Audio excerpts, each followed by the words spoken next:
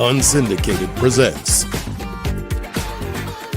Off the Board, the weekly gambling show. Hosted by Blake Majerzak and Mike Iverson.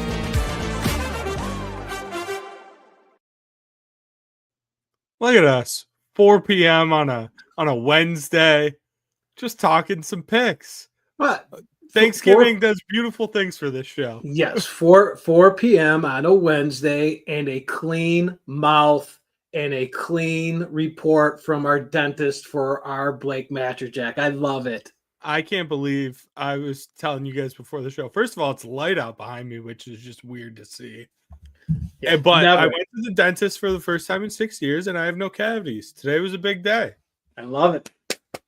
So what toy did you choose? What toy did you choose on the way out? I went with the Slinky. I already broke it, yeah. but I got a Slinky. That was I love it. I love it. Blake, there's so much going on. I don't even know where we should start with the short week, big bets, everything. Where are you leading us? I think we just start with quickly going through last week's games so that we just get that out of the way, get it washed out as quickly as possible. Because as you mentioned on Twitter, we have a special guest tonight. So I want to get through this before we get to our special guest. So, did I say it right? Is this a special guest picker? Yeah, we can go full game day with it. He's the game Oh, is that what they say on picker. game day? So it's in my head because of game day, which I watch. I didn't even realize it. When I typed it out, I'm like, nose picker? Like what are we doing here? I've got no idea. He's a guest picker. So yeah, I love it. Todd, if you want to put those up real quick, last week's games, I'm gonna roll through these quickly because we have a lot to get to this week. Oh, thanks for that. So real quick, Mike, is there one game out of these that really stands out to you more than another? The game that stands out for me, and it has to stand out for everybody, is that Colorado game. That was an absolute ass kicking. As soon as that game started, it was over, and you could tell. And that was the Colorado I think you had talked about all year, and you were waiting for it to show up. They got out physical, they got outclassed, they got out everything in that game, and that one stood out. I was extremely lucky that Kansas got that ball and just sat on it and was able to sit on it. I think Deion wanted to get out of town. Everyone wanted that game to get over. And this happens to me that I'm watching that game and Nuggets pop out. I had no idea that basically most of the key positions for Kansas were like 6-year seniors. That is a solid old team. Their seniors have been there the entire time and have seen that program rise to where they were supposed to be this year. And I think we saw a little bit of that on Saturday. Yeah, the other one that was I'll point out the other one that was a double loser for us, that Penn State Minnesota under. Yes. That game was a slow paced game. Obviously it was a 1-point win for Penn State. And if you asked me, I would take that under again. Just going off of game script and everything, it was that late score by Penn State to win it. That was it. Yeah, there are some turnovers, and we always say that whenever I take the under and we're looking at certain things, you talk about huge turnovers as what could be the difference between an under and an over. And that game right there started it started Thursday night with that Cleveland Pittsburgh game. That was a weather under, a perfect under that never went under because it was over.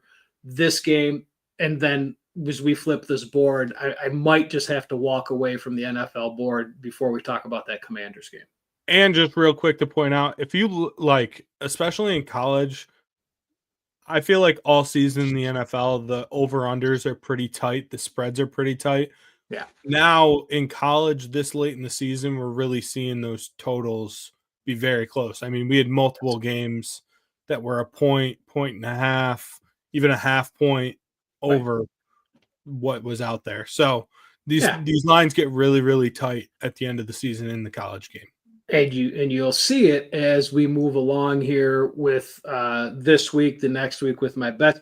I always look for that movement in a line. As those lines get tighter, that movement's not there. So it's good because you can catch it before it gets too far, but it's also, for me, I can't bet every line freeze just because the line is right.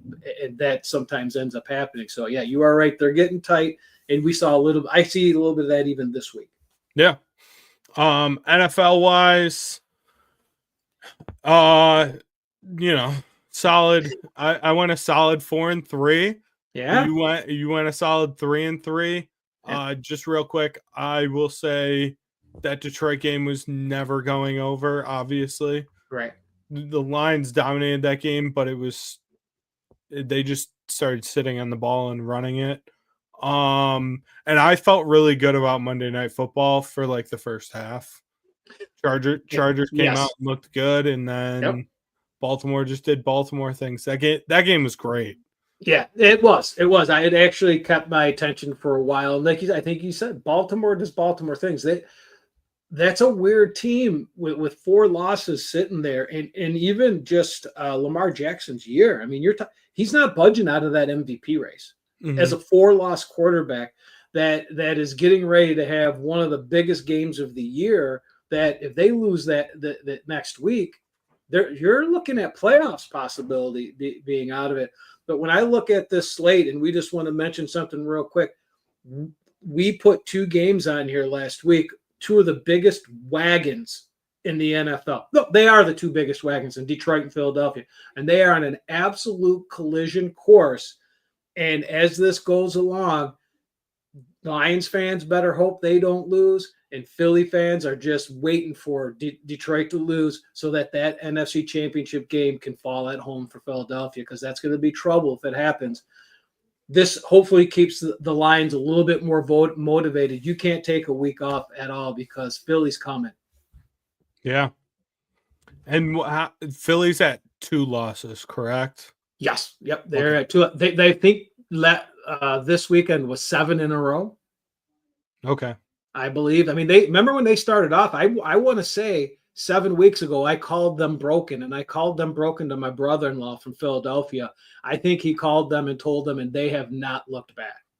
You have a brother-in-law from Philly?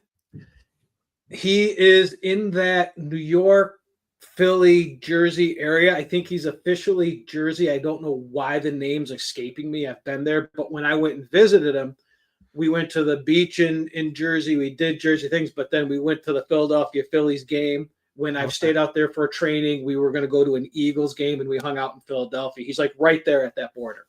So the holidays are about bringing people together, bringing people into our world that aren't always in our world. And we have a very special guest tonight. I love it. And that guest, I absolutely love it. That guest is Sean Belizean. Sean, welcome in. Why am I here? Well, yeah, baby. I love it. Mike said, I need to know. I dreamt this last night, and I was thinking on it. This is what happens when I have the day off. I got 3 days off work, and all I have to do is work for these shows. I'm like, we need a guest.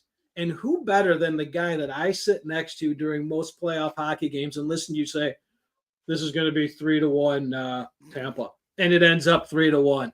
And first goal scorers, and you just rip them off, and you have some real good stories of being in Vegas and hitting 16 parlays while you're waiting to go see a show. Your wife's yelling at you. That's a true story. Yeah, the Blue Man Group. So that's why you're here. You know, we have these people that follow us and listen, and they're tired of me and Blake. They want to get some expertise out of a local sports guy. And I said, let's get Sean out here and let's see what he's got. And I hear you have some picks. Let me just start with this. I told you, like, I don't do it anymore. Like seriously, I'm out. I have to police myself. If I had this app on my phone, I know how I am, and you guys know how I am. It would just be absolutely a shit show. Yes. Swear jar. It would be a bad scene. Like, so I have to police myself, so I don't do it anymore. But Mike, you know what? Thank you for the kind words. I was on a little heater during the Stanley Cup playoffs last year, and it made me say to myself, maybe I should do this again, but I wisely decided against it. Would I be able to change your mind, Sean, if I told you that there was a fat guy behind Tweenies taking bets?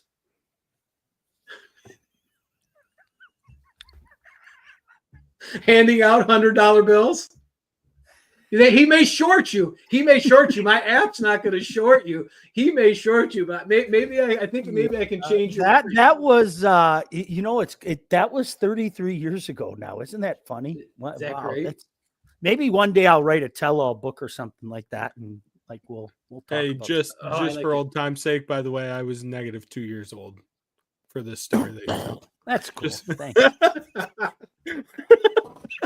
That's cool. So, That's Sean, unbelievable. what are your That is picks?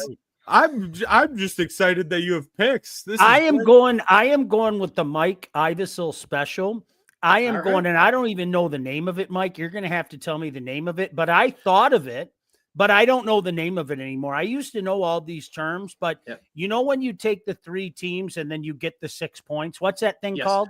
You've got a teaser. You're going with a 3-team 6-point teaser. Mm-hmm. And So I you get love the- this. I want you guys that now, Blake, I know you want winners. I think I got 3 winners here. I really do. And obviously you have to hit all 3. Yep. But I'm going to tease the Lions down. Did I say it right, Mike? Yes, you did. You're teasing All right. them So now. I'm going to tease the Lions down to -4.5. I saw 9.5. I saw 10. Yep. I saw 10.5. But Yep. I'm going to go with what you said, Mike. Your right. number was 10.5. So I'm going to tease the Lions to -4.5. I think that's a gift from heaven. I just don't see the Lions losing this game. No. I don't. The Bears are a mess. You know it. I know it. I don't see them losing this game. This is the only one that I was a little fearful of. The second one. I'm going to tease up the Giants to 9.5. Like, I think Dallas wins that game. I just don't think Dallas can beat anybody by 9.5 right now. Yeah, no. And am I really taking the Giants? I guess Well, I am. And But here's 9.5 is a lot of points, man. It really is. It is. And does it help you? Do you believe that DeVito stayed in New York and it's really trending towards Drew Lock being the starting quarterback?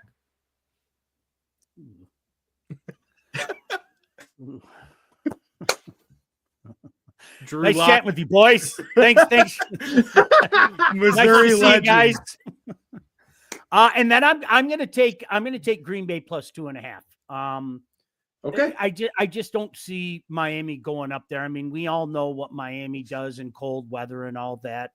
So I just don't see Miami. I don't see Miami winning that game. I just don't. Yep. I think that Miami's going to play them tough. Miami is, like, to me, I think they're dangerous down the stretch. I honestly don't think a lot of people are kind of paying attention to them. And I think that they're quietly dangerous down the stretch. But the Packers at Lambeau Field on a cold Thursday night, come on, man. I mean, like, honestly, Green Bay's going to win that game, right? And you're giving me 2.5 points. Okay, I'll take that. So that's what I would go with if it were me. And then I have no problem. I have no problem like collecting money from that, like I did in 2007 at Mandalay Bay, and I collected a pretty good amount. That was pretty fun. Yes, you did. Yes, you did. Wouldn't you agree, Sean, that last AFC wildcard spot is just legitimately wide open? Yes, absolutely. Yes. Miami's should be in contention. Obviously, the Colts are still somehow in contention. Like, that spot just, it seems like nobody wants it. Yeah. And you know what? I kind of get that feeling a little bit about the NFC too, Blake. It's like I keep wanting to bury San Francisco. They're a mess right now. I mean, they really are. But at some point in time, they're going to wake up and win a few football games, right? And so I kind of feel the same way for all the people earlier this year, like the Vikings. The Vikings are a fraud. But you can't build this record and not make the playoffs. They're going to be a playoff team. I think the funniest thing on earth would be, could you imagine a Falcons-Vikings first-round game? The ultimate fraud bowl. That would be, like, to me, that would be can't-miss television, you know, and how anybody could touch that game. I know I'm talking to the wrong two because you bet on whether rain comes down in the next 5 minutes. But I wouldn't touch that game for the life of me. You just don't know. I mean, it's the Vikings and the Falcons. You just don't know which Kirk Cousins are you going to get, which Vikings are you going to get. So that would just be epic to me. So I mean, that's the interesting thing about it. I mean, the Vikings fraudulently getting into the playoffs, maybe, just maybe, they're going to keep a team that might be dangerous in January out of the playoff. And that would be pretty funny in and of itself. Yeah. I love it. I love it. I've got it. Your picks written down, Sean. We'll hold your feet to the fire. Hey, I got the Habs one right a few weeks ago. I got cocky and I said New Jersey by 3, but the line was 1.5, and that empty net goal made us all winners, right? Yes. Yeah. See, but that's what I'm saying. You don't do it. You don't do it, you say, and you wouldn't do it often if you did. But then when you make picks, they're usually well-informed, educated picks. And that's what I wanted you to come on here. Hopefully someone out there is going to take your advice and run with this 3-team tease. I think I know one guy right here that's going to do it because I usually follow in your footsteps. And then I will thank you when we collect that money, Mr. Belegian. Good. Absolutely. I will see you tonight. We got a hockey game to call. Yep. Blake, you and the family have a wonderful Thanksgiving. You too. Can I go now? Thank you. Yeah. Real quick. Spartans win and cover? No. Okay. Do you want me to lie? No. I'm not going with your heart guy. I saw Mm-hmm. somebody, Ray said, you guys, Blake, are you betting with your heart or your head, Ohio State versus Michigan? I don't go with their heart. I don't. I mean, that game last Friday was a debacle. It really was. And yes, I want 6-6. And yes, I want a bowl game and all of those things. But I think most importantly, you want to see where the program is at. And I think this is a team that has regressed during the course of the year. There are a couple games that woulda, coulda, shoulda, as we know. I think, obviously the game out in Chestnut Hill, I think the game in Ann Arbor, you could qualify as a woulda, coulda, shoulda. I think they're regressing. I don't like it at all. Gosh, I hope I'm wrong, but I don't like it at all. That's tough. Yeah. All right. Can I go? Yeah. Have a great Thanksgiving. All right. See you tonight, Mike. See you shortly, bud. Yep. God bless you guys. Bye-bye. Bye. That was awesome. It's comes in like a wrecking ball and just gets on out. It's like when you're having a sleepover with your buddies and you're trying to be quiet down in the basement playing video games, and Dad comes in. He came in and he laid it down. He laid down a bet that 100% makes sense. Yeah. Right. Do you want to show our records real quick? Yours is good, mine's not. Where am I at now? You're right at 500. Right at 500. Yep, I gave it all back. I was 2 games ahead, and I gave it back. And with the amount of picks, what do we have? Like 17 picks this week? Yeah, there's a lot. There's 5 Sunday NFL, 4 Thanksgiving, Black Friday NFL, and I think I did 8 college. So 17. Wow, yeah. man. Yeah. And I threw a couple doubles in there, so this could go from 500 to 400 real quick. Or it could go to 550, and then you're breaking even money wise and everything. Yeah, there wasn't anything I was doing that made me feel good about myself, so that's usually a good sign. Yeah. All right. Todd, I didn't ask you this, but we did the Thursday night games first, right? All right. So we'll start with those. Thanksgiving football, nothing better. What's more American? Nothing. That's what. The Star Spangled Banner. God. Oh yeah, because we're betting the under in Army Navy, which will be in 2 weeks. That's very American. And then Thanksgiving football. Yes.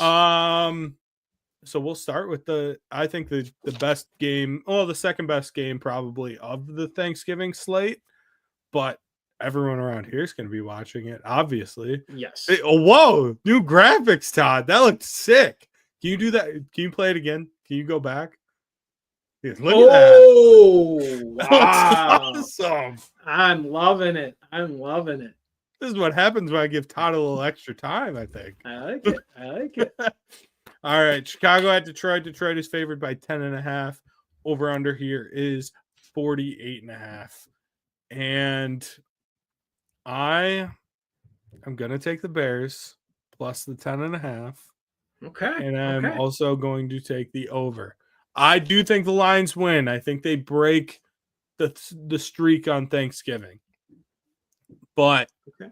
and I'm sure that there's stats to back me up on this, and I should have asked you this before the show, but divisional double-digit spreads, I feel like are not, No, they're not a winning formula. no, not Take not the at all. dog. Yes.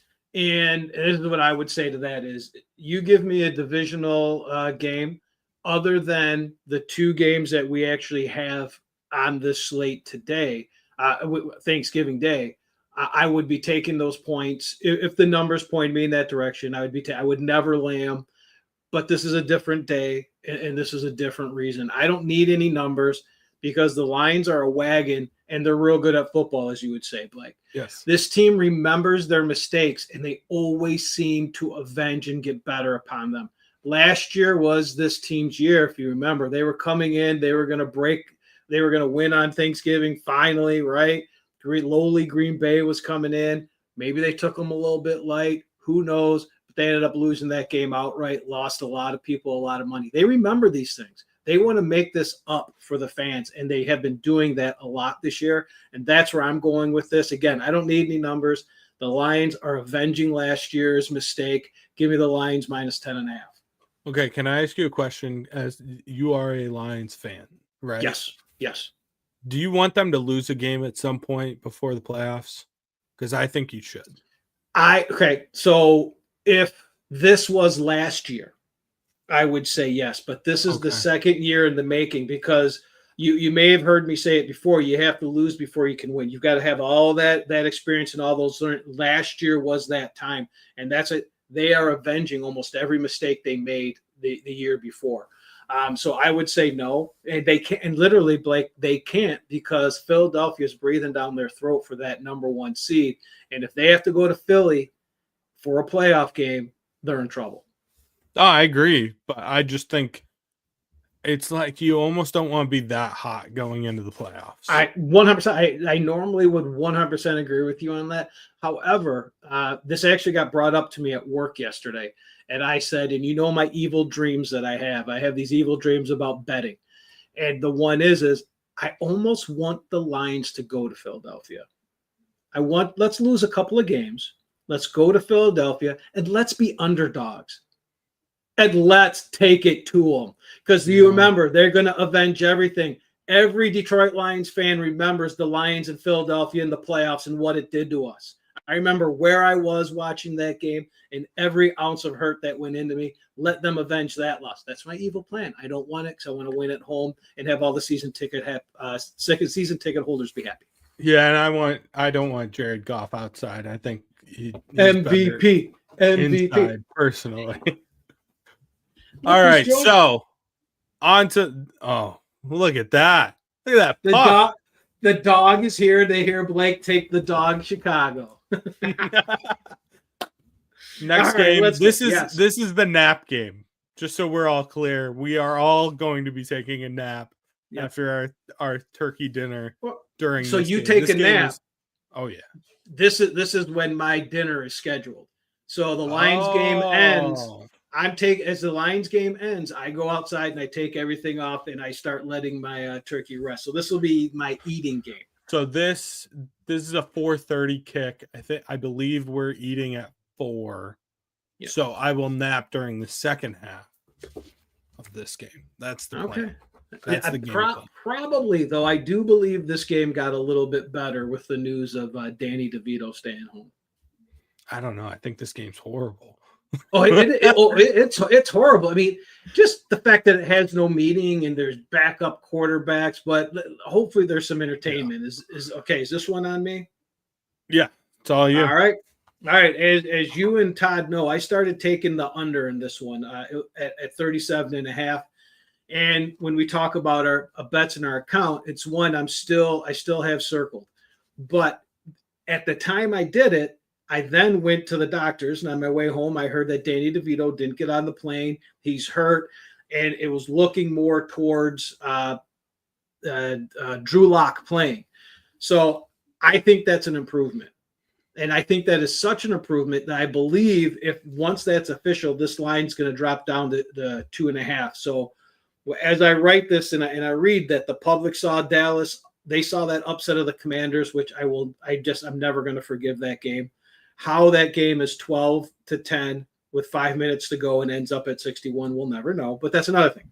The public saw that Dallas win, and they saw the Giants quit on their team, quit on the locker room, and I believe that locker room quit once they knew DeVito was starting, from what I'm hearing. So I'm hoping that this juices them up. So there's 88% of the bets. They're all hammering. They're running to hammer Dallas. This is going to be an easy home cover. However, the number of bets on the line dropped from 4 to 3.5, and I believe it's going to drop even more. Give me the Giants plus 3.5. I'll eat those words. I'm on the other side. Yeah, I'm on Dallas. I don't doubt. I can't blame you because, like I said, I'm going to eat these words if DeVito shows up right before dinner and plays in this game. I don't think it matters. I think the Giants have just quit. They're so pissed off about the Daniel Jones thing. It doesn't matter who the quarterback is. That team looked dead last week. They did.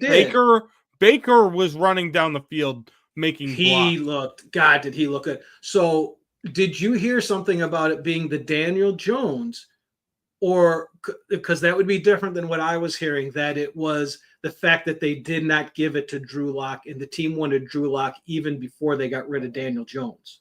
That wouldn't shock me either. So that's that little bump I'm thinking with, hey, DeVito might be hurt, but Dable's no dummy. He knows this is going to be on national TV. He needs to put a showing on for his next boss. I also think that Cooper Rush last week did not play horrible. No, he hasn't played. He never does. He's just so average. Fire up chips, Cooper Rush. Yeah. But my boy Mike Lombardi called it Cooper Rush the worst arm he's ever seen in football. He says he knows high school players that have a better arm than Cooper Rush. Can I dangle a prop in front of you? Yeah, I love a good prop. You know all the crap that's gone on. You saw the Malik Neighbors bullshit, right? Yeah. Take every one of his overs if you can find them. They're hard to find for the first quarter. If they do not come out and he doesn't have 5 catches for 65 yards in the first quarter, I'd be shocked. That might be an exaggeration, but they're going to come out. The first 3 plays should be run to Neighbors. Yeah, that's true. He's got some old school diva in him. I like that. Oh, he's got a lot of TO in him. And that's before it was his quarterback. Yeah. All right. On to the night game. Miami at Green Bay. Green Bay is favored by 3.5. Over under here is 47.5. I will get us started on this one. I don't know if you saw this stat. The weather that's supposed to be in this game, how cold it's supposed to be in Green Bay. And get colder as it goes, too. Yes. Tua is 0-5 Yep. in this type of weather and 1-4 against the spread in this type of weather. Yep.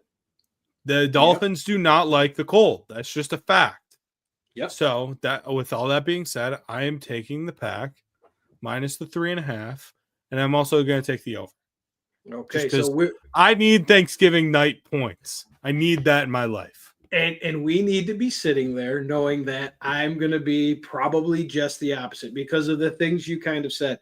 When you look at the public, I always kind of I go through their eyes. And again, I always have to state this. I'm not making fun of anybody or putting anybody down from what they see. This is kind of how I would bet too. If I didn't change my ways to the numbers, is I go with what I see. The public knows that Green Bay's won 6 of their last 7 games, easily handling the 49ers last week. And everyone knows what you just said. Tua and the Dolphins hate the cold. It's going to be around 20 degrees at game time, and it's just going to get colder. However, despite 58% of those bets on Green Bay, this line opened at 3.5, and it hasn't budged. That's because there's some sharp liability there. There is a line freeze at 3.5. So I'm taking the Dolphins at 3.5. And just like what you and Sean were talking about, they know they're still there for the playoffs, right? They've got something to play for. Not that Green Bay doesn't, but I think this is a team that's coming together after some injuries. Now, I'm also going to be on the under here. For 5 of the last 6 weeks, the Dolphins have gone over this number and they're clicking. Green Bay scored 38 points by themselves last week. The public thinks that this is going to be an easy over. 71% of the bets are with you, Blake, and the majority of the money is with you. However, another sharp line freeze. This line hasn't budged off 47.5. The pros are on it. The books are on it. Give me the under in Miami. I could totally see it being a field goal game. Don't get me wrong. I really could. It's just, I can't bet on Tua the cold. Well, I understand. And then when we look at that line, and then we say, what do we say all the time? The unders, overs, everything can switch on turnovers. Jordan Love, book this one. Also, go into your props, but he's going to throw an interception. At some point, he's going to throw an interception. Here it is. Is he going to throw an interception at the 40? Or is he going to throw one that's from his end zone that's going to end up being a pick six, something stupid? So that could also influence this game a little bit in the cold. I like the way Miami's going. I'm going to get told again, and we're going to watch it, and they're going to get frozen out and look awful. It's just our vision of them in the cold is that the recency bias of that Kansas City game last year, which was ridiculous. That was one of the easier bets I've ever made. But it's not going to be that cold. So at some point, they got to get it together. If not, that's an issue. Yep. All right. And last but not least, for our Thanksgiving, this is a Black Friday game, but I wanted to include it in this and kind of keep it separate from the other NFL picks. Yeah. The Raiders are going to Kansas City. Kansas City is favored by 12. Over under here of 42.5. Mike, you go ahead and start with this one. Well, this game fits perfectly into every text message I was sending you over the last couple of days about screw the holidays, screw these lines, screw these numbers, screw everyone that wants to get on my damn app and bet and screw up all these numbers. I'm going just bonkers on this one because what the numbers are going to tell you is that the public loves the Raiders. The numbers are going to tell you the Chiefs can't win over one possession games, right? I mean, they basically they're gonna win by 4 points or 5 points. They're gonna come in. No. Just like the Lions, the Chiefs remember. The Chiefs remember the Grinch Raider who came in and stole Christmas last year and went in and won that game. This is going to be a revenge game. They remember that. They remember a lot of trash talking and crap that went on during that game.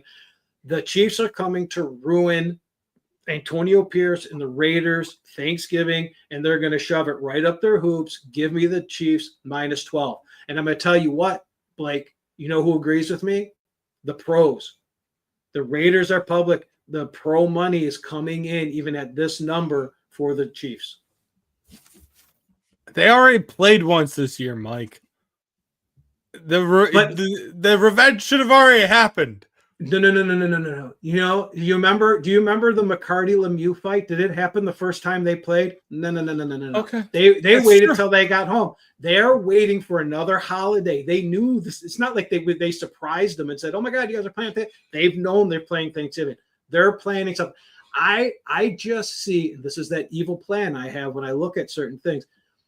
They're going to draw up some plays. This defense is going to just go after. I don't even know who's going to be the quarterback. Is it going to be Desmond Ridder? Are they going to bring AOC? Aiden O'Connell. Right. O'Connell. So he's coming in. The defense is going to be on. This defense is for real. Mahomes is going to go off because he wants MVP. I'm taking the Raiders, and I don't blame you. But it's exactly what you said. The Chiefs just can't cover double-digit spreads right now. Now, the one thing I will say with this, though, is the Chiefs are starting to get pieces back healthy. It looks like Pacheco is going to play this week, and there was another player that I think it was an offensive lineman that looked like they were getting back. Yeah. So the Chiefs are actually getting healthier. So down this stretch, could I see them really starting to turn it on 100%? Yeah.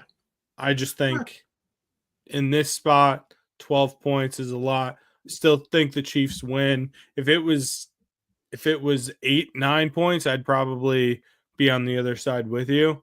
But 12's a lot of points. Yeah, it's a lot of points. And I even had the the total circled in here, thinking that KC was going to put one on them. I would love to take the over in this one. I just gotta slow it. But this is the fun of taking these show bets, right? I don't have any cash. This is just, hey, I got to give me and you are giving everyone out there the feels of this, because both that Lions line and this KC line would have me looking the other way if a gun to my head and money coming out of my pocket.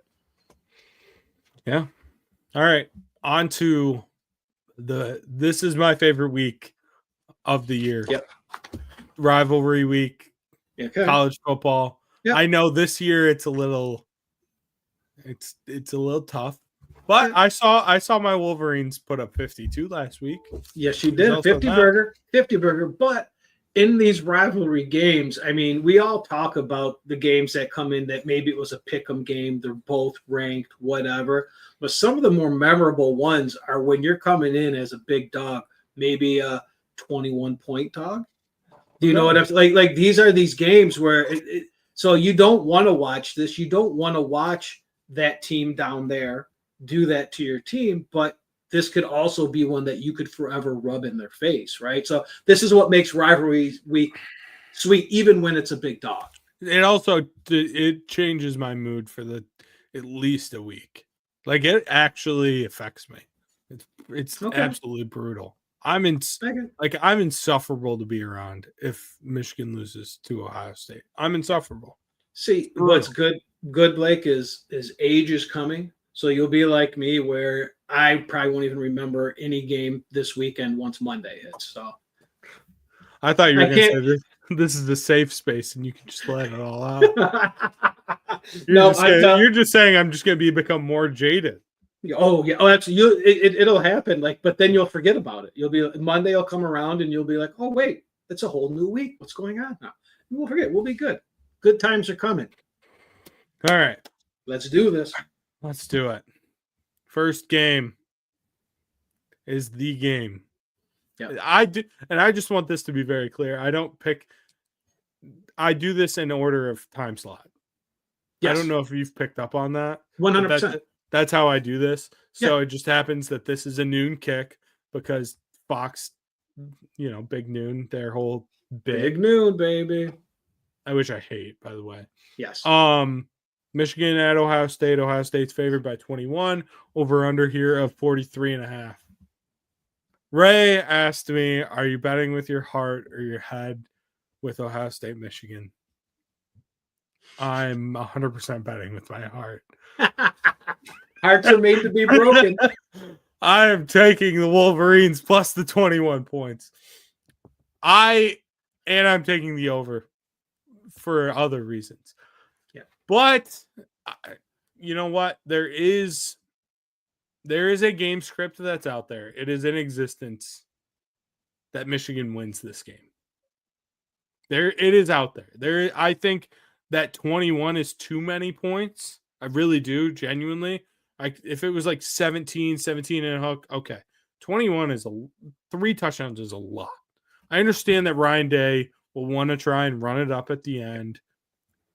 I think that Michigan's defensive line has a huge advantage over Ohio State's offensive line. And the way that Michigan wins this game is they force turnovers, they slow the game down, they muck it up, and they keep it at one possession the entire time. That is the script that Michigan has. Do I think it's possible? Yes. Do I think it's likely? No. But do I think Michigan has some stuff in the chamber for this game? 1,000%. I would really like it a lot more if Will Johnson was playing, and it doesn't look like he's going to. He's not. So, but it does look like Loveland's playing from what I've read. Yeah. So you are right. There is a pathway. There is a pathway for everything that you said to happen. However, that path took a turn with Will Johnson not playing. That path takes a turn as soon as the Michigan offense steps onto the field too. Hey, 50 burger last week. I agree with you. And I'm going after the total on this one because I just don't want to be involved in I don't even want to be able to say I took Michigan in the 21 when they cover, but I don't want to be involved in a game where where clearly the better team is not only out to win the game, but to rub your face in what they've been rubbed in over the last couple of years.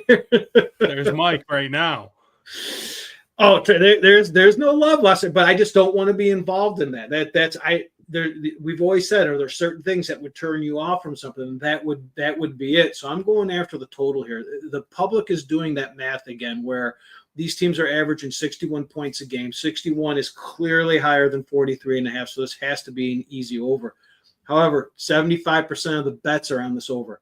It opened at 44.5. It's actually dropped to this 43.5 number. It's going under. It's going under because of some reverse sharp line movement, and the books also like it to go that way. They're going to need this one too. But the thing that scares me is Michigan has to play that perfect game on defense. They have to play a Big Ten type game. That's what I'd be betting on here, and they can't stop. So you're down by 14, Blake. You can't stop.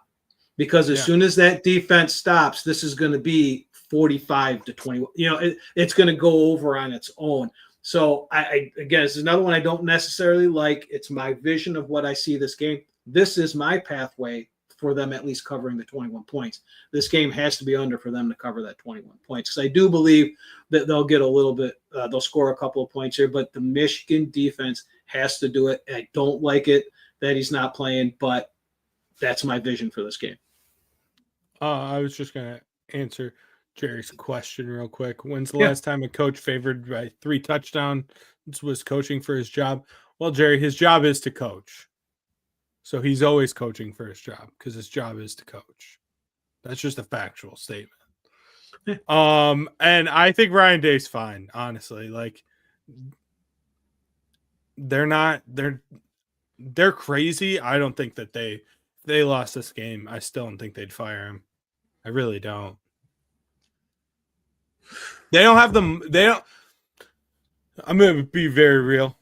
They don't have the money like Michigan does. They have money, but they don't have the second richest person in the world money. So I just see it. I see it possibly. We can't even say anything till this game is over because this is just a stepping stone. Winning or losing this game is just one step in one of those two directions. Because win or lose, if I stand corrected, Blake, if they lose, are they out of the Big Ten championship? Penn State would go. Penn State would go. That would really start wavering on them even being in the playoffs then. But okay. That being said, with this new playoff, then you're just giving yourself a bye.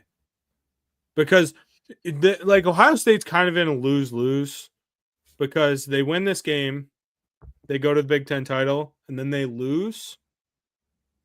They're playing in the first round. Yes, at home, probably against the 12 seed, but still, you're just you're missing out on a week of rest for a team that has a lot of injuries. It's so unknown though, because if they fall into that seed, their path isn't that tough.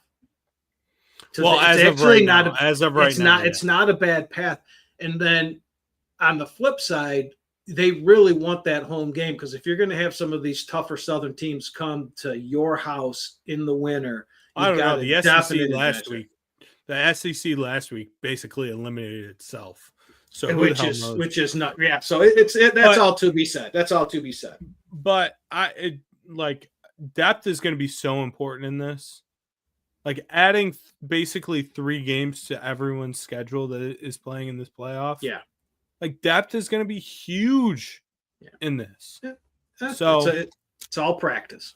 We'll see how it works out. All right. Where are we going? We are going to the rivalry down there in Tennessee. Tennessee at Vandy. They are playing in Nashville. I can't remember the name of this game for the life of me, but rivalry in Tennessee. Tennessee is favored by 10.5 on the road. The over-under here is 48.5. You go ahead and start us out on this one, Mike. Absolutely. So every so often in a game like this, the public falls in love with a dog. This dog they're falling in love with is Vandy. So what we call them, they're that trendy dog. Now, a trendy dog's one thing. Maybe they cover a lot. Maybe they win. But when that trendy dog beats the big bad Alabama, the public just loves it. They'll never forget this. They're going to be a trendy dog the rest of the year, right? Look, the books are even agreeing with this trendy dog, Blake, because they dropped this line from the opening of 11.5 to 10.5. So again, this is another one of these great games that you gave us, and I love doing this. This is like a tough math problem for me. All these games that you gave me this week, this game doesn't compute. Before you got on, I wasn't complaining, but I was going off with Todd saying like my mind's just been blown, like smoke coming out of my ears doing these games, and this is one of them. So if there's one thing I know that I almost always would do, if you give me a blind bet on a trendy dog, I'll take it. I like Tennessee. They're playing for their lives. As you said, they looked like they were out of it. Then the SEC decided to just have nobody get into crap down its leg. So Tennessee's still sitting there. And whether it's going to be style points or whatever it is, give me the Tennessee. I'll lay the 10.5. I would love Tennessee to win and cover. I'm doing this for you. I think Tennessee in the playoff would be fun. Yes, I'm doing this for you. Like I'm on the opposite side. I'm going to take Vandy at home plus the 10.5 in a rivalry game, and I'm also going to take the under. I think Tennessee's defense is really, really top tier, and will create some problems for this Vandy offense. And Tennessee's offense outside of conference has looked really good. Again last week they put up because they were playing non-conference like some BS opponent. They played Mercer or something. I think it was like Chattanooga. Then they put up like 50, but yes, they did. In conference they've had a hard time. Vandy's been fighting all year. They haven't looked as good as they did earlier in the season, but that again goes back to what we were just talking about with depth. But I think in a rivalry game, 10.5 for a Vandy team that's played really well at home. That's where my head's at on that. I like the under more than I like Vandy. Tennessee's games have just been constant unders. Yeah. So I like that under. However, my pathway to this game, if Vandy scores, it's going to go over. I would need Tennessee's defense to play like we know they can play and really and I just don't think they can shut Vandy down at home. They are having a very special year. I just don't think that Tennessee is going to show any mercy, and they have to have that game. They've got to do it. Yep. All right. On to the next one, the battle for the Palmetto State. That's this rivalry, in case you were wondering. If you want to write that down, Mike, the Palmetto State. Yeah. I got that. I'm going to put that one in my phone, so I'm going to get a reminder every year. South Carolina at Clemson. Clemson is favored by 2.5 at home, and the over-under here is 49.5. This is like a de facto playoff game. Yes. Because South Carolina's out of the SEC there. This would be another big win for them for playoff rankings. And Clemson is the first team out right now. So this is an important game for both of these teams. I am going to go with South Carolina. I just think that they've been playing better lately. Their quarterback, Sellers, has been playing really, really well. I'm getting 2.5, which I really like. I think it's a game that'll be very, very close, but I will take the dog in this rivalry. Give me South Carolina. I just like how they've been playing. Absolutely. So I hate this game. Depending on the numbers that I look at, or the book, I'm looking at two books. One book and one set of numbers has the Gamecocks as the sharp side. The other one's got Clemson as the sharp side. So the sharps don't even know which way to go. Not only, the public is usually the one. I'll say the public doesn't know whether to do it, to lay it or take it, but the sharps are split on this one. So the way I'm looking at this is that a majority of the money is coming in on Clemson, but this line opened up 3 and it moved down towards the Gamecocks to 2.5. So the books are moving that line for themselves, and I'm going to side with the books. I'm taking the Gamecocks plus 2.5 here. I like that. I like the fact, hopefully, that the Gamecocks have not really truly looked at the playoff layout, because they don't have a chance of making the playoffs, whether they win by 100 here or not, because they have to leap too many teams that have done too many different things. Clemson absolutely has a pathway in there. So I think if we're talking realistically, they have the better shot to do that, so they should be a little bit more motivated. But from what I've seen on film, I love the Gamecocks game, their physicality, speed, everything. Give me the 2.5 points, and I'll take it. I do actually still think that South Carolina has a chance. Well, It's an outside chance. Yes, I agree. I didn't want to make it sound like a 0% because you could still bet them. I mean, you could get an unbelievable price for them to make the playoffs. It's just from Ole Miss, they would have to leap Ole Miss, Tennessee, Alabama, all these teams that, again, maybe they do or do not make it, but they've got a better resume, more things going on, and a better chance than South Carolina does. Yeah. All right. This is a game that just stood out to me as a weird spot for this team. It's a top 10 team, Miami, going to Syracuse last week of the season. Miami has to win to make the ACC title game as well. I don't know if you knew that or not. Yes, that played into my pick. If they lose, Clemson is in. Yeah. Which is obviously very important because Clemson still, like we were saying, has a chance to make the playoff.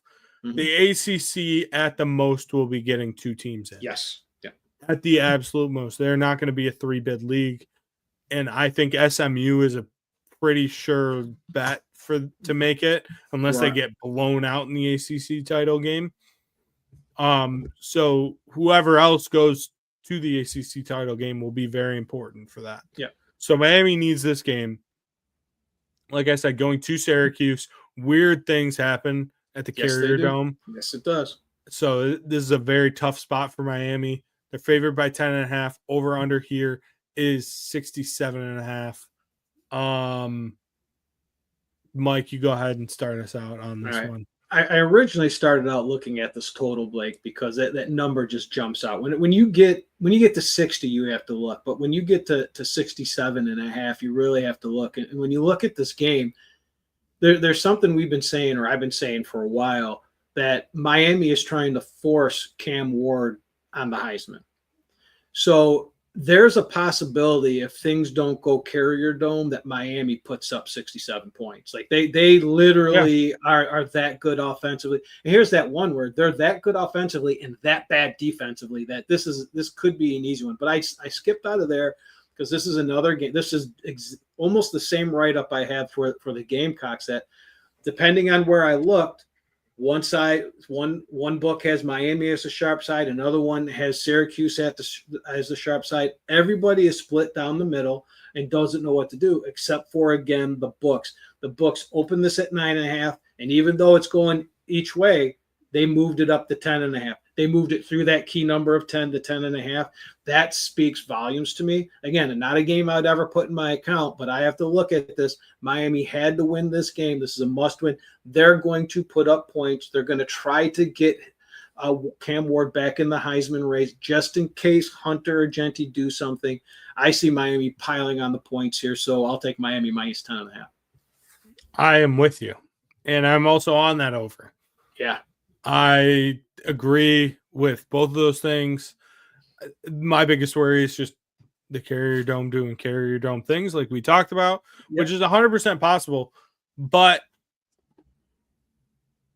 Miami just somehow turns it on offensively every time. We saw it last week. Obviously, that Wake Forest game, what was that, like a 10-point or a touchdown game in the fourth?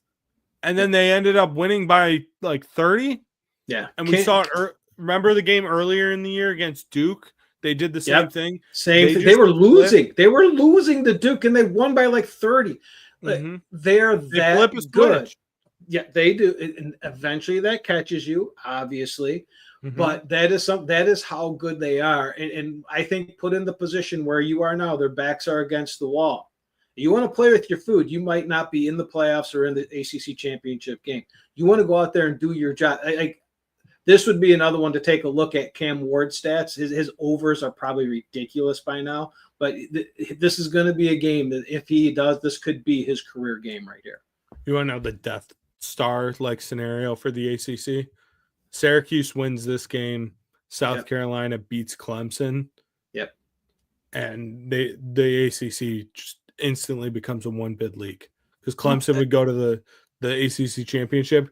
and then let's say they beat SMU. Oh, it would just. But you have a lot of faith that SMU's not going to do something. I remember some bets we had earlier in the year, and you're like, I knew better than to bet on SMU. Like, let's not leave them out of the Death Star equation. Like this could totally implode. Yep. But the ACC's guaranteed one team at this point in the season. Yeah. Where the Big 12 kind of isn't, which is crazy. We can talk about that next week. Yep. All right, the Iron Bowl, which is, in my opinion, the second best rivalry in college football. It's incredible. It always comes down to the wire. It's always theater in this game. The kick six, just incredible. Last year's game was unbelievable. Unbelievable. They're fun games. It's always on right after. Either I'm very happy during this game or very sad during this game every single time. But this game will try to warm your heart like a good bowl of chili, you know. Was it just a couple of years ago they had that overtime game, right? That crazy overtime game too. Like this is always a good one. I was trying to go all different kinds of ways with this one. Who starts? I am. And I'm going to just take the under here. Okay. I don't want to be on a side here because I think that there's a chance that Bama is pissed off about their performance against Oklahoma. But I also think Bama might have quit because they're basically eliminated from the playoff. Yeah. So I don't want to be on a side here, but I do like the under, in my opinion. So quitting at this time of year is big in college football. We hear it a lot, and we've occasionally heard that about teams like Alabama and Georgia. They're just teams that they show up, they play football. Even if you want to quit on me, the backup's not going to, and they're a 5-star recruit, and they're going to come in and they're going to do well. But when the public's looking at this, they see that broken Alabama team, right? Me and you were texting back and forth last weekend about this team. They love that they're broken. They see two good defenses, right? They've had some good games coming as of recent. Mm-hmm. They say recency bias. These games all went under. This game, I believe, went under last year. So 59% of the bets are on the under. However, despite those 59% of the bets, it opened up at 51.5 and it bumped up to 52.5. So I'm going to go in that bank that you went into that Alabama's going to be pissed off. DeBoer is not a coach that everyone's like, oh, he's fired, he's done, get him out. This is a good football coach with good football players. Does he have to get their heads right? Absolutely. When he does, Milroe goes for 15 touchdowns and these games go over. That's kind of what I'm banking on. And if not, I hope it goes into 5 overtimes and goes over one way or another. I was leaning on Auburn because, like you said, these are close games. 11 points is a lot. Mm-hmm. I just kind of backed off it after I looked at it a little bit more, but I would also lean that way. I would love to take those points, but give me the over. All right. There's some games that we're battling on. Yes, man. There's a lot. We are going to be toe to toe here. One of the, hey, something's got to give. A great Pearl Jam song once said, and it's going to happen this week. All right, on to the next game, the battle for the jeweled shillelagh. Did you know that was this rivalry, Mike? No, I did not. I leave that stuff up to you. Shillelagh. Notre Dame at USC. Notre Dame is favored by 7.5. At the Coliseum. The over-under here is 51.5. Mike, get us started with your pick for the battle for the jeweled shillelagh. For the jeweled shillelagh. And as I lifted this up to read my notes, I noticed we still have a couple more games on this slate. Holy cow, we are going. Look, I can make this one quick. I don't think a lot of people want to admit it, but I don't know if anybody's playing better football in the NCAA than Notre Dame. And I mean that in the sense of they are taking care of business. They get doubted every week, especially since that Northern Illinois game where they went Notre Dame. They looked ahead. I'm trying to get down here. Everyone, the pros, the Joes, everyone is united on this one. So it's not this split. I don't know to do this or that. Everybody, including the pros, are hand in hand with the public, are on Notre Dame. It opened up at 7. It moved up to 7.5. If I were betting this game, I would be waiting to the 7 or buy that 7. I don't like the 7.5. That could bite you in the end. However, for the show, give me Notre Dame minus the 7.5. I'm going to take USC plus the 7.5. Here we go. Ding, ding, ding.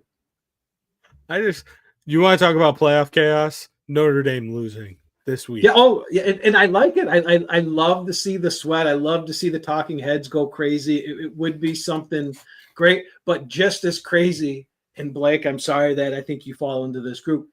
How crazy people go when Notre Dame makes it too. It's also no one wants to see it. Everyone wants to hate them, but you can't deny what they're doing on the field right now. No, they're playing great.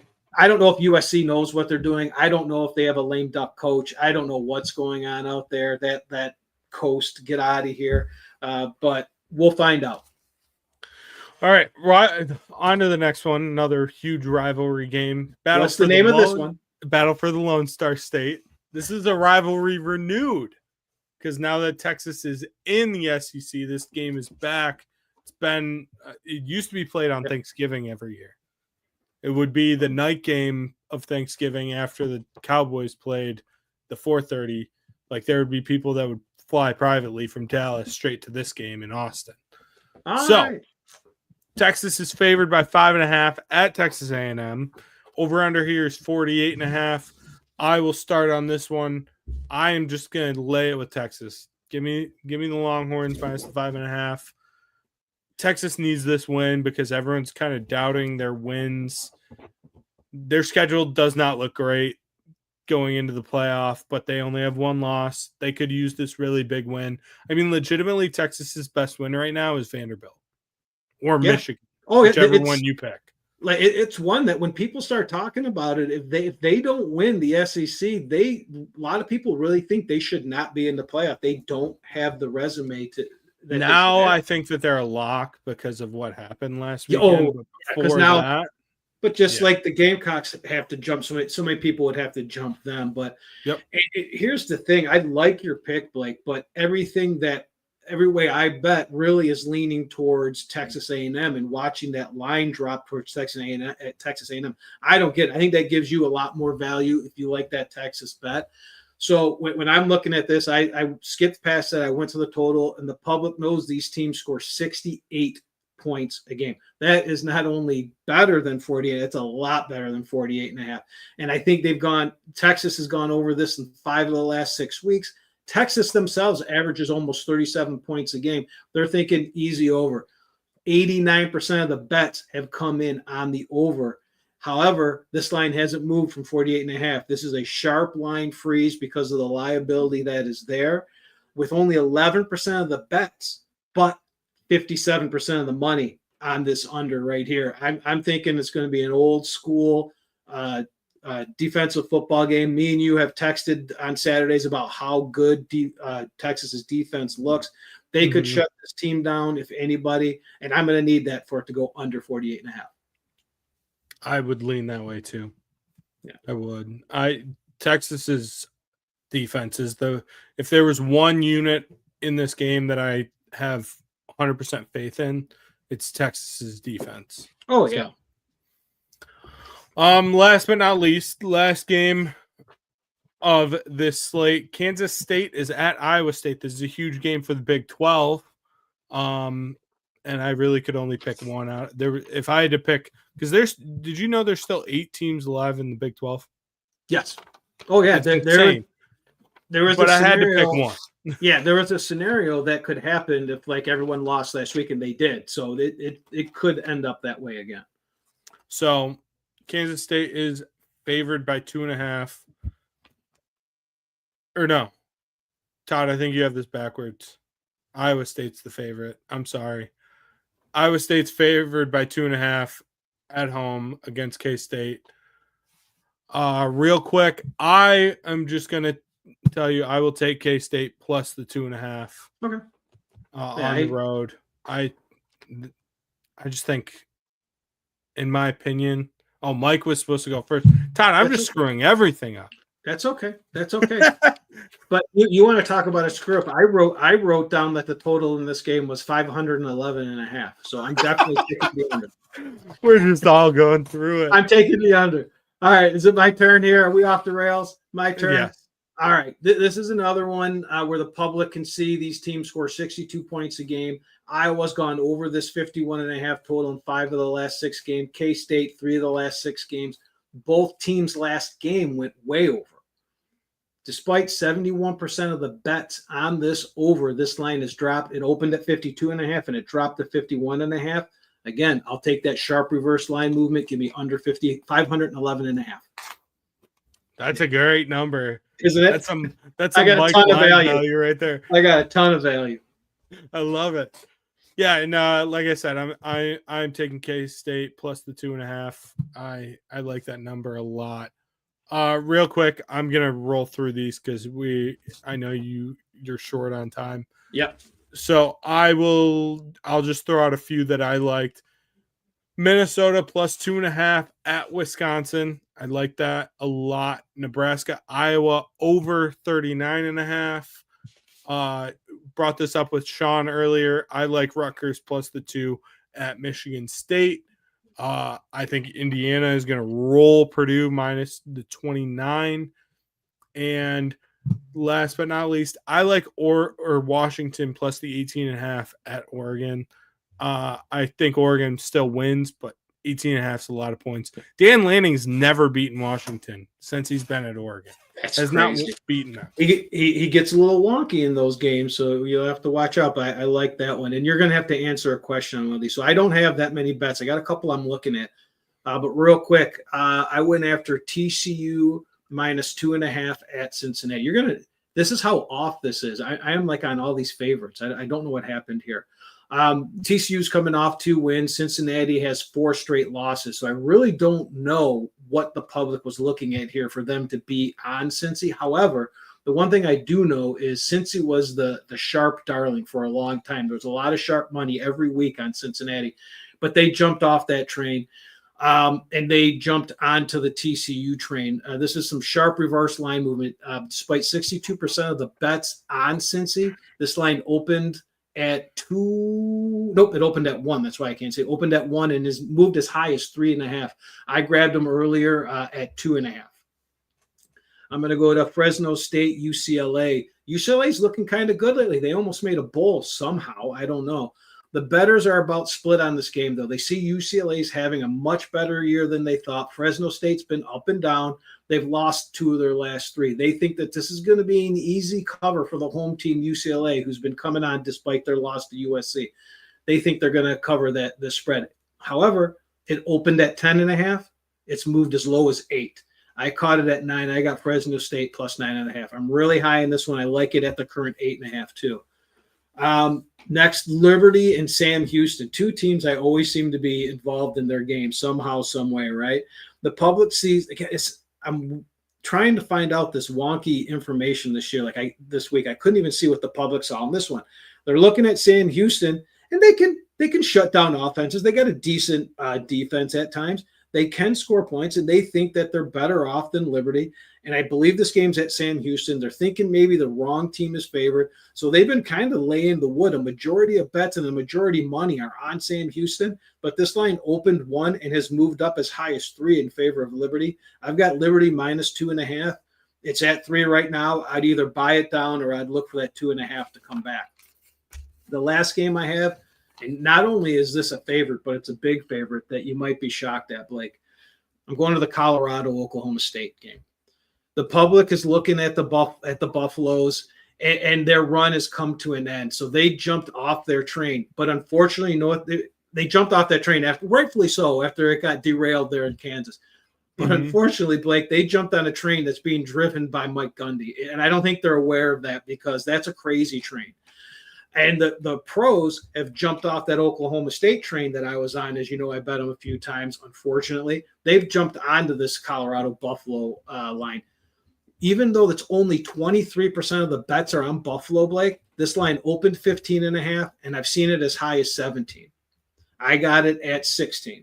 So I'm kind of liking that. This is dangerous. I don't like it, but I had to go that way. The game I was going to ask you about is I had circled, you can even see, I was starting my write-up right here. I was taking Iowa minus 5.5 against Nebraska. And as I went to fact check my numbers, they're down to 4. Did someone get hurt? What happened? I was on their 5th string quarterback. That's okay. So I got right. I jumped right off it. That's why I like the total in that game, but I do not want to be on a side there. Yeah. If so I was going to be on a side, though, I would actually be on Nebraska. It was one of those. I was very lucky that I was writing this one up and looking at it before I bet it, because I saw that and I'm like, I can't even. I was still going to try to force it at the and I'm like, no, I can't do it. For the people out there, I told you last week, Blake, I'm starting a new data collection and doing some stuff. So real quick, these games could be in my account come Friday. I'm going to wait till Friday when some sharp money comes in. The Minnesota-Wisconsin under I'm looking at. Do I have that right at 61? No. By the way, that game is on Friday too, just so you know. I've got that. What's the number? Why do I have it at 60? I must have wrote. I bet you I wrote 40. It's 41 and a hook. Okay, 41. Maybe that's what I was like. As soon as I saw that, I'm like, that's wrong. I'm looking at the Texas State, South Alabama under 61 and a half. The numbers look good. It's moved from 62 and a half to 61. The Vandy, Tennessee, I think the one that you took, the under 48 and a half at Frozen. I'm looking at taking that one if I can get some more numbers. Here's the beauty. UAB Charlotte over 60 and a half. The only hesitation I have is that it's moved 3 points already from 57 to 60 and a half. The Arkansas, Missouri under 54 and a half. It's at a freeze with some sharp money. And the Texas A&M, which I took in the show, is at 48 and a half. I just need some sharp numbers to come in. But those are some totals I'm looking at. All right. And then do you want to just fly through these NFL Yeah, we can, picks? because we can do that. I have absolutely zero NFL picks. I'll just at the end I'll just say what I'm looking at, because that money's definitely going to come in Thursday night, Friday morning. Perfect. All right, first game, Steelers at Bengals.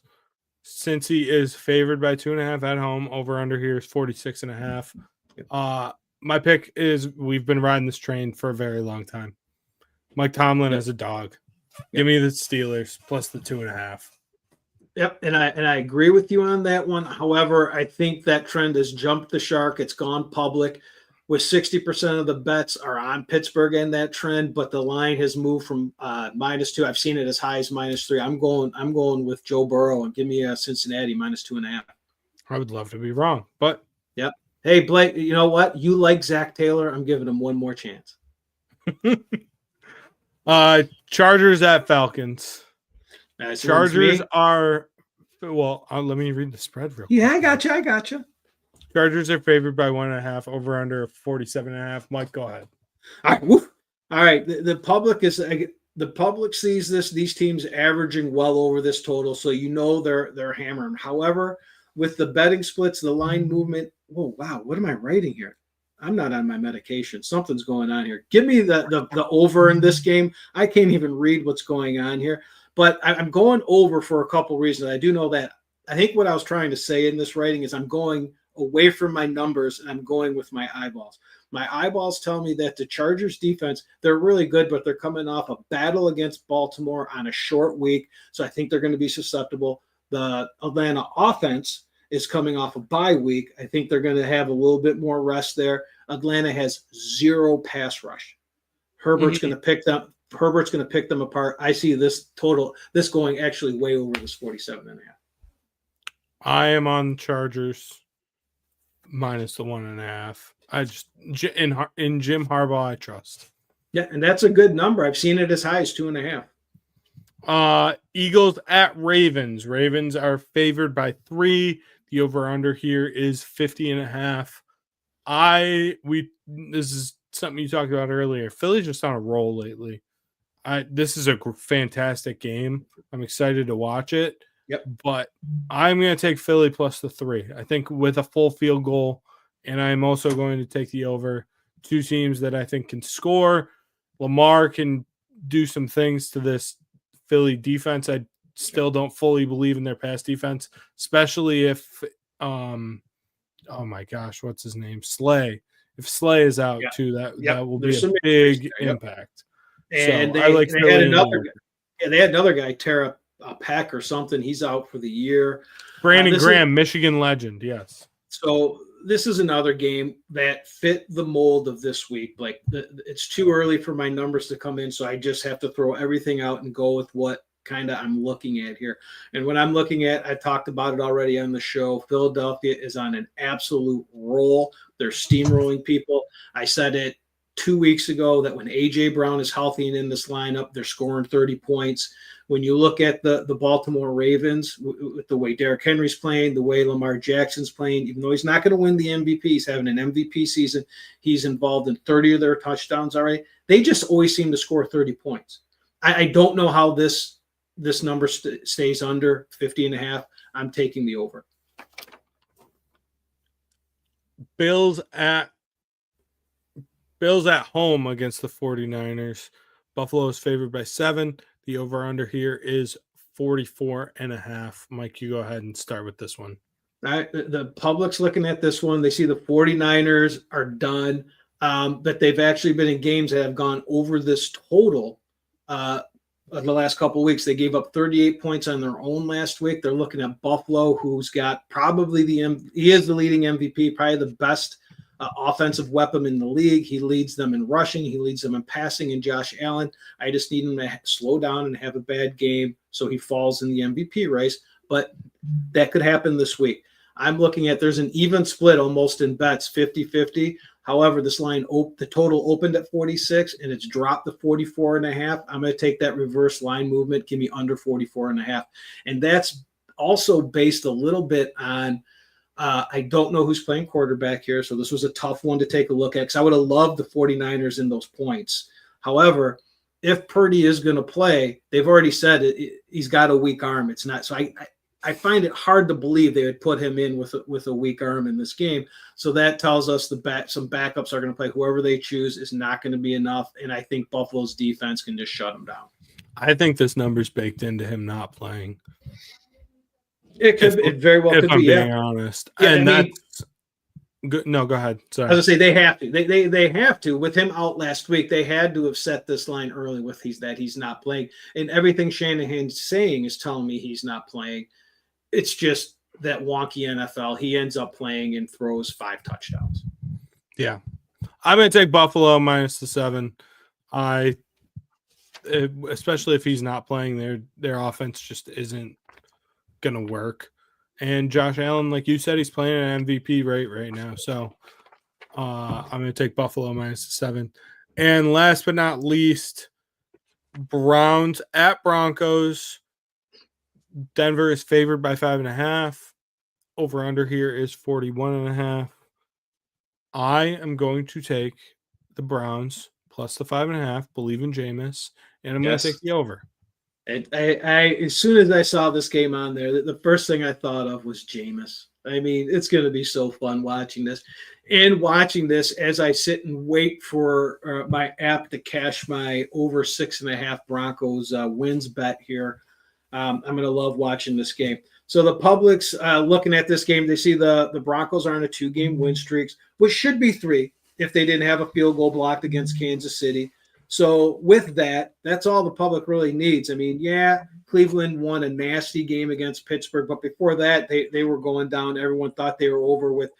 Let's see if I can get this Jameis Winterception in there, Mr. 30-30. I'm making up names here. So the public loves the Broncos. There's 63% of the bets are on the Broncos. Who would have thought that, right? The beginning of the year, everyone was down on the Broncos. However, this line hasn't moved off 5.5 play. It's just sitting there. And the Browns do some good things. I still like the coach. I still like this team. I still like their defense. However, so I'm going to go with the Browns plus 5.5. I'm also going to double down on this one. I'm going over 41.5. I think Bo Nix is rolling. I think Bo Nix looks good. I don't think the Browns defense is as good as it's made out to be, so that this line should be this low. I would thought it would have been a little bit higher. The Broncos defense is that good. And yeah. I'm also banking on at least 1 pick 6 from Winston in this one, but I'm going over 41.5 and can't wait to watch this game. I mean, you got Jameis Winston and this Denver team's Peyton's got him playing, man. It's not a bad team. I hate Bo Nix so much. I just hate him. How much do you hate how much he's come back into the rookie of the year? I just hate him because he lost me money when he was in college. Okay. And I'm never gonna let it go. We're gonna have a long time to talk about your hate there. So if we can't even go over our bets that we have in our account, because look at that sheet. I have 3. I have 3 other games that I like. Texans -4.5 at Jags, Saints +3 at home against the Rams, and Bucks favored by 6 at the Panthers. Those are the 3 that I like. The Bucks are legit. Yes, they are. The Bucks are legit. Now that legit. Mike Evans is back, they are legit. So let me get this right. Does my memory tell me that did they beat Philadelphia and Detroit this year? Correct. Those teams have 3 losses combined, 2 of them to Tampa. Those 2 teams are 16-0 since their losses to the Bucks.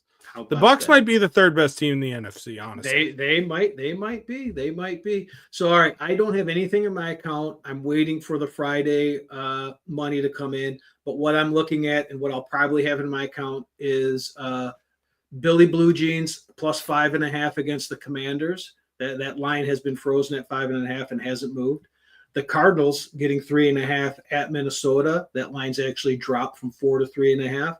I've got the Bengals on the show, and I'm just waiting for some money to come in to make sure I want to take that in my account. I would take that off the 3, as I said, down to 2.5, though. And tomorrow I'm hoping some money comes in to show me whether I really should take the Dolphins +3.5, because I think I'm going to take that one. I'm also going to take the under in the Pack 49ers. If that money comes in, that line's dropped from 47.5 to 47. The Colts Patriots over 42.5. That one's remained frozen, hasn't really moved. I'm going to wait for some money to come in. Buffalo 49ers under 44.5. It's dropped from 46 to 44.5. I need to see where some money's coming. That's least likely to be in my account. I don't like that one. If some numbers change over the next couple of days, I might take it. But that's where I'm leaning right now. None of those are in my account yet, though. Beautiful. So it's early in the week. What's that? I said it's early in the week for you. Yep, absolutely. That was tough. That was tough for Mike. All right. Well, we're out of here. Yep, have a happy Thanksgiving to you first of all, and your family. Thank you. You too. You got. Are both your kids home? Just your daughter? Just one. Just Olivia is here, as you saw. The grand dog is home. Nellie's home for Thanksgiving. Sebi will be having Thanksgiving with another American and his billet family tomorrow. They're going to make him they're going to make him a traditional dinner for him. What a great thing, right? Yeah. So he'll be doing that, and we'll see him on Saturday in Stuffle. Nice. Well, have fun. Safe travels. Absolutely. Thank you. Everyone watching, listening, Todd, more than anyone, actually, Todd, have a happy Thanksgiving. Yes. Thank you for all you do. And we'll see you next week, probably Friday next week. Back to a hopefully normal schedule, depending, obviously. But with this week, Thanksgiving, all that, we had to make some things work. So thanks everyone for watching and listening, and we'll see you next week. You've been listening to Off the Board. Tune in all throughout the football season for weekly picks and insights. Subscribe to Unsyndicated and Off the Board on all your favorite social media and podcast platforms.